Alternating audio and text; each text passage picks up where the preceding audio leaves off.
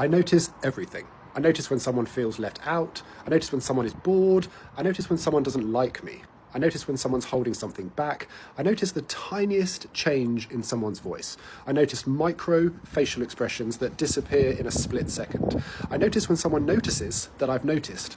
So being overly observant may seem like a positive thing, that you notice everything, that you pay attention to minor details, that you notice people's behavior, you notice people's small action change or move. And I believe the reason why people do this is because they're trying to protect themselves. However, the danger to that is that you will always look for something negative in someone to push them away. And what it does, it distorts your mind and it destroys that innocence in you in trusting people. And the problem with being overly observant is that you will always have this judgmental lens and looking at other people's mistake rather than assessing yourself. And that's what the Bible talks about, to guard your heart above all things. Because when you have experienced trauma, you experience difficulties, what it does, it allows the door for the enemy to use that as an opportunity to keep on suppressing you or lead you to become something that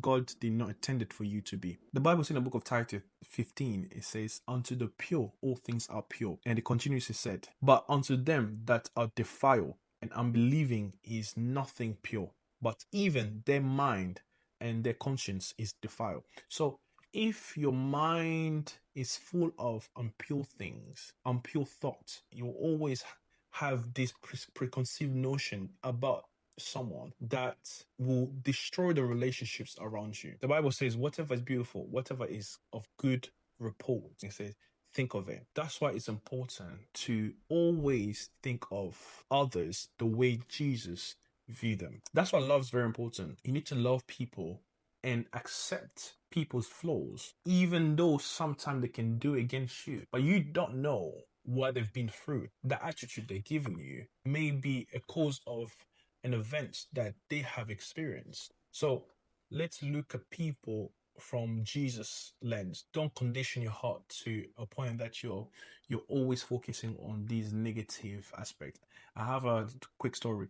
My father has this habit. He notes down every wrong thing that people have done to him since the 1950s. He writes names, he writes locations, he writes specific time.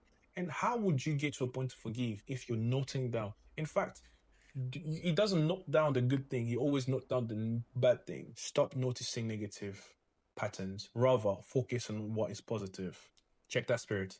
I don't attack the people, I attack the system. Stay for more.